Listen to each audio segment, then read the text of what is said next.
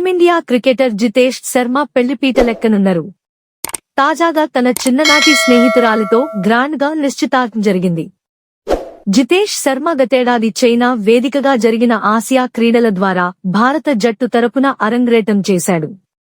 టీమిండియాతో పాటు ఐపీఎల్లో పంజాబ్ కింగ్స్ కు ప్రాతినిధ్యం వహిస్తున్నాడు.